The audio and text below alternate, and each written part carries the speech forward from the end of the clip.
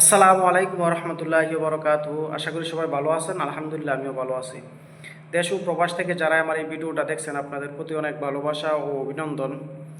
এই মালয়েশিয়াটা এমন একটা দেশ, কারো কাছে স্বপ্নের দেশ, কারো কাছে আবার দুঃস্বপ্নের দেশ।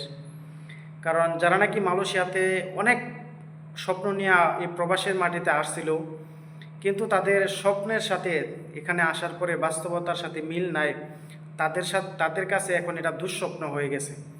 তারা চায় না যে এই মালয়েশিয়াতে অন্য কোনো নতুন লোক আসুক, কারণ বাস্তবতার সাথে তারা মিল পাইতেছে না। এই জন্য তারা চায় না যে মালয়েশিয়াতে নতুন কোনো কর্মী আসুক।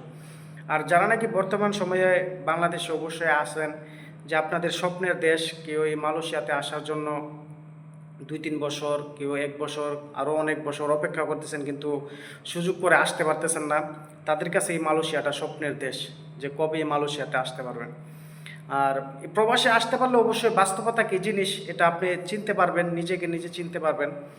একটা কথা কি, প্রবাসের মাটিতে আসলে একজন মানুষ যে শিক্ষাটা হয়, সেই শিক্ষাটা সে অর্জন করে, পৃথিবীর অন্য কোনো শিক্ষা প্রতিষ্ঠানে কখনো সেই শিক্ষাটা পাবে না। কারণ এটা প্রবাসে আসবেন যারা, অবশ্যই আপনারা বুঝবেন। আবার অনেকে বললেন না বাংলাদেশ থেকে যে আমি আপনাদেরকে প্রবাসে না আসার জন্য মানা করতেছি। অবশ্যই আপনারা প্রবাসে আসেন। প্রত্যেকটা বাংলাদেশি বাইরে প্রবাসে আসা উচিত। নিজের বাস্তবতা কী জিনিস এটা অবশ্যই তার জানার দরকার, তার জানার প্রয়োজন।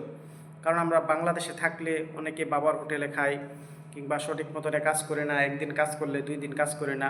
কিন্তু এই প্রবাসে আসলে বুঝবেন আসলে যে সময়ের কত দাম, সময়ের কত মূল্য প্রবাসী না হলে কখনো বোঝা যায় না। আর যে জিনিসটা বলার জন্য অবশ্যই আসা, যে কারো কাছে স্বপ্নের দেশ, কারো কাছে আবার দুঃস্বপ্নের দেশ।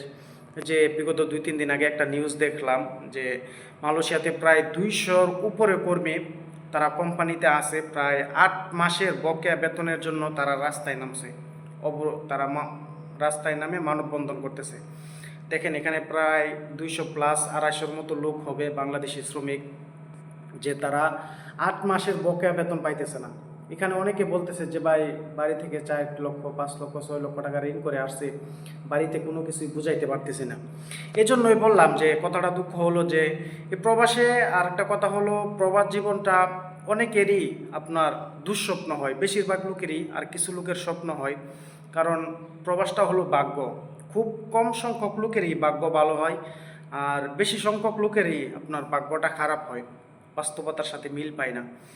এজন্য আমি কেন বলি যে অনেক সময় আমি বলি অবশ্যই যারা প্রবাসে আসবেন, দুইটা চিন্তা ভাবনা কইরা তারপরে আসবেন। বর্তমানে অনলাইন, গুগলের যুগ, ইউটিউবে অনলাইনে চার্জ করলে যে কোনো জিনিস পাওয়া যাবেন। প্রবাসী কোন কোম্পানিতে আসলে ভালো, কোন সেক্টরে গেলে ভালো, অবশ্যই এই জিনিসগুলো জানবেন। আর প্রবাসে আসলে সবচাইতে বড় যে জিনিসটার জন্য আমরা ভোগান্তিতে পড়ি, সেটা হলো কোনো কর্ম না জানার থাকার কারণে। আমরা বাংলাদেশিরা মনে করি যে প্রবাসে যাইতে পারলেই টাকা। হ্যাঁ, এটা ঠিক আছে, প্রবাসে আসতে পারবেন, আপনি কাজ করবেন, তারপর টাকা। তবে আপনার যদি কোনো কাজের অভিজ্ঞতা থাকে, সেটা হলো আপনার প্লাস পয়েন্ট। কাজের অভিজ্ঞতা দিয়ে অনেক মানুষ হাজার হাজার লক্ষ লক্ষ টাকা ইনকাম করতেছে।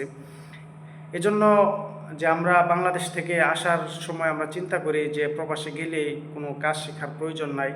অবশ্যই প্রবাসে আসার পরে বুঝতেছি, দেশ থেকে যদি 2-4টা কাম শিখে আসতে পারতাম, বা 2-একটা ভালো ভালো কাজ, যে এই দেশে কিংবা সৌদি আরব কিংবা দুবাই, কাতার, মালয়েশিয়া কোন কোন কাজের চাহিদাগুলো আছে, এই কাজগুলো যদি আমি শিখে আসতাম তাহলে আমার জন্য অনেকটাই ভালো হতো।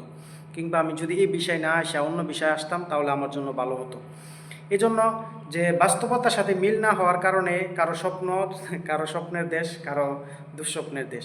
এজন্য যারাই নাকি ভাবতেছেন আসবেন, শুধু মালয়েশিয়া না, পৃথিবীর যে কোনো রাষ্ট্রে আপনি যান, মিডল ইস্টে, অবশ্যই যাওয়ার আগে ভাববেন, চিন্তা করবেন, মানুষের সাথে বুঝবেন।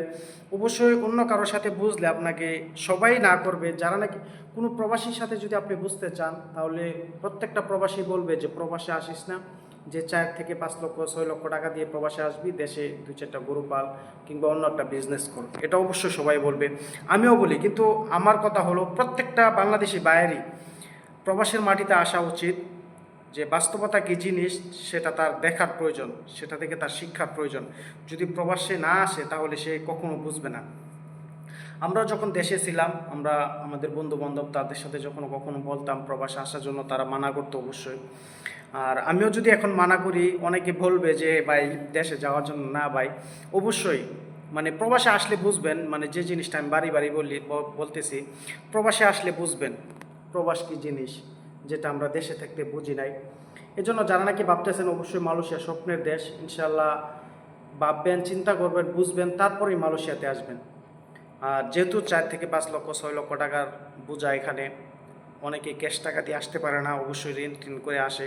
এই জন্য বুঝবেন, তারপরে আসবেন, ইনশাল্লাহ সফলতা পাবেন।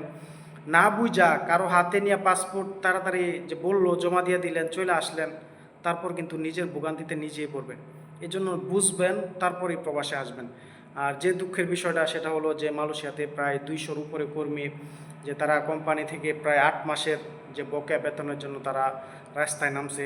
এটা যে কত বড় একটা কষ্ট, একজন প্রবাসী ছাড়া এটা অন্য কেউ বুঝবে না। প্রবাসের মাটিতে আপনি মাস শেষে এই কঠোর পরিশ্রম করার পরে বেতন না পাওয়াটা কত বড় যে কষ্ট, এটা একমাত্র প্রবাসী ছাড়া কেউ বুঝে না। আর এটাও আমাদের একটা বোকামি, কারণ আমরা না বুঝে আসার কারণে আমরা এমনটা হয়। তো ভাই ভালো থাকবেন, সুস্থ থাকবেন। আসসালামু আলাইকুম রহমতুল্লাহি বারাকাতুহু।